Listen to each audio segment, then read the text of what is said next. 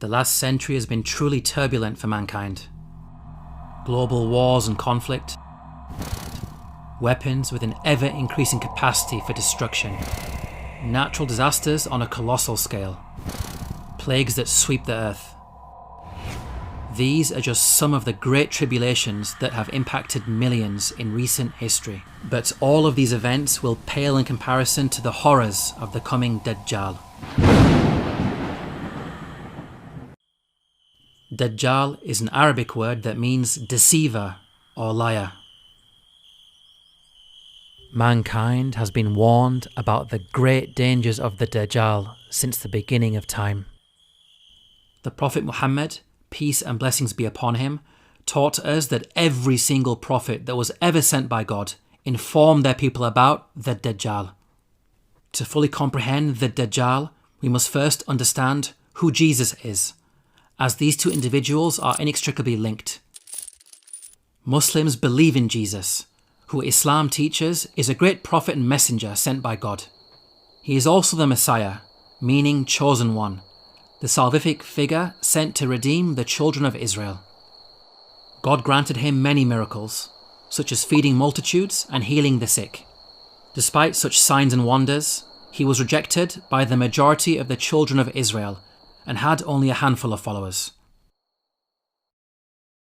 Compared to Jesus, the Dajjal is a false Messiah. He is the Antichrist, as he is the opposite of Jesus in many ways. The Dajjal is a major sign of the apocalypse. His arrival will signify that the world is nearing its end. He will be sent by God as a test, the greatest of trials for mankind. In his possession will be the treasures of the earth, mountains of gold, silver, jewels. Every material thing that mankind desires will be with him in abundance. The weather will be at his command. He can make the heavens open up and the clouds pour forth with rain, so that crops grow and are plentiful. Likewise, he will also be able to withhold the rain, causing drought and killing crops.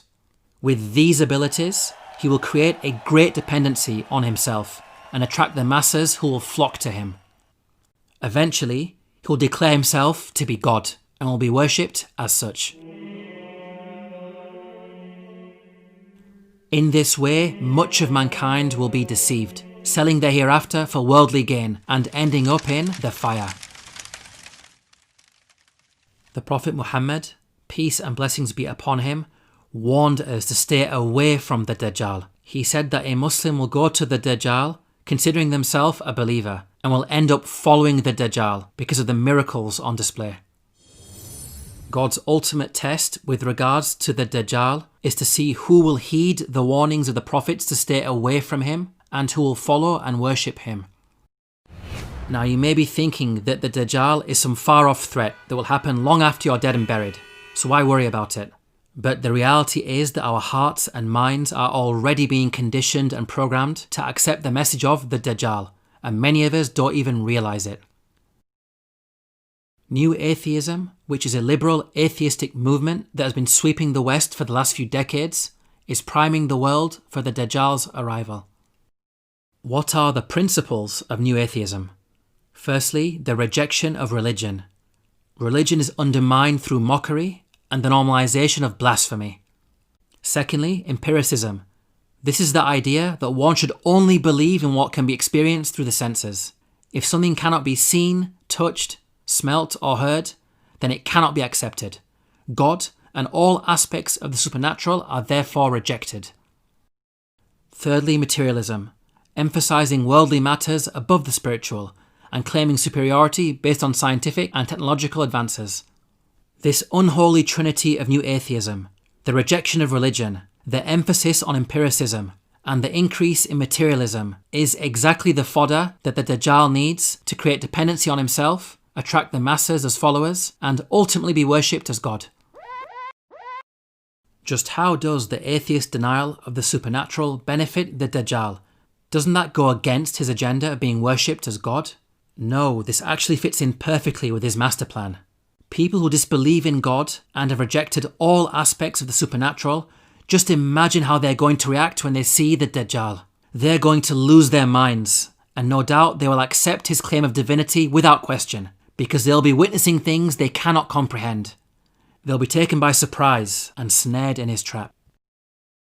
With regards to empiricism, the Dajjal will satisfy the atheist demand that they see God. If they're demanding a physical God, well, that's what the Dajjal is going to be, defying all scientific explanation by performing signs and wonders before their very eyes. With regards to materialism, those inclined towards greed, those inclined towards selfishness shall join his ranks. Sound far-fetched? In recent pandemics, we've seen people going crazy, literally fighting, over simple creature comforts like toilet paper. Now just imagine how anxious people will become when essentials for life, such as food, water and shelter, are taken away. Now, whether the new atheist movement is a knowing accomplice and in on some grand conspiracy, or whether it is an unwitting pawn in the Dajjal's game is beside the point. As we have seen, there is an uncanny correlation between the ideology they are pushing and the methodology of the Dajjal. Prophet Muhammad, peace and blessings be upon him, taught that in order to protect ourselves against the Dajjal, we should recite the first 10 verses of the chapter of the Quran known as Al-Kahf, the cave. The 9th verse of the chapter of the cave draws our attention to a particular story known as the sleepers of the cave.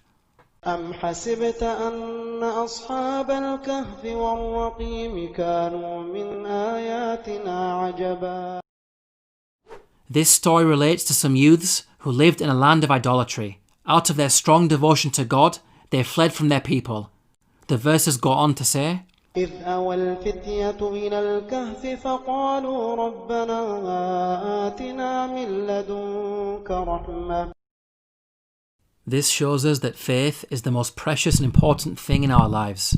It must be safeguarded and protected at all costs. With regards to the Dajjal, it will be best to stay away from him, even if it means fleeing to a remote cave. وربطنا على قلوبهم إذ قاموا فقالوا ربنا رب السماوات والأرض لن ندعو من دونه إلها لقد قلنا إذا شططا. Here we are directed to avoid the worship of idols, statues, carved images, human beings, and anything besides God. This goes directly against the Dajjal's plot to be worshipped as God. وَإِذِ اعْتَزَلْتُمُوهُمْ وَمَا يَعْبُدُونَ إِلَّا اللَّهَ فَأْوُوا إِلَى الْكَهْفِ يَنشُرْ لَكُمْ رَبُّكُمْ مِنْ رَحْمَتِهِ وَيُهَيِّئْ لَكُمْ مِنْ أَمْرِكُمْ مِرْفَقًا. Note here the theme of belief in the unseen and putting your trust in and relying on God. This goes directly against the empiricism of new atheism. In fact, if you look at this chapter of the Quran as a whole, many of its themes and messages are a counter to the Dajjal and new atheism. For example, the story of the man and the garden. وَاضْرِبْ لَهُم مَّثَلَ الرَّجُلَيْنِ جَعَلْنَا لِأَحَدِهِمَا جَنَّتَيْنِ مِنْ أَعْنَابٍ وَحَفَفْنَاهُمَا بِنَخْلٍ وَكَانَ لَهُ ثَمَرٌ فَقَالَ لِصَاحِبِهِ وَهُوَ يُحَاوِرُهُ أَنَا أَكْثَرُ مِنكَ مَالًا وَأَعَزُّ نَفَرًا وَدَخَلَ جَنَّتَهُ وَهُوَ ظَالِمٌ لِنَفْسِهِ قال ما أظن أن تبيد هذه أبدا. Here the man who possessed beautiful and bountiful gardens believed that he was superior to those who had less than him. This reminds us of the arrogant new atheist narrative that we are superior to the religious people of the past just because we lead more comfortable lives and have better possessions. Our worth as a society should not be measured in material terms, such as wealth and technology, but rather how we treat the weakest and most vulnerable. In this regard, the modern world is failing miserably. Finally, these verses remind us that material things are temporal, and one should not put their trust solely in them to the extent that they neglect God. By contrast, the hereafter is eternal, everlasting. In summary, we can see that the plots of the Dajjal and the pillars of new atheism are explicitly denied throughout this chapter of the Quran. It's important to understand the reason why the Prophet Muhammad, peace and blessings be upon him, directed us to the chapter of the cave for protection. It is not blind recitation, nor the sounds of the words that will protect us. Rather, it's the study of its verses, the contemplation of its meaning, and the enactment of its lessons in our lives that will protect us. To learn more about the Dajjal and signs of the end times, please download your free copy of the book, The Forbidden Prophecies, at the link below.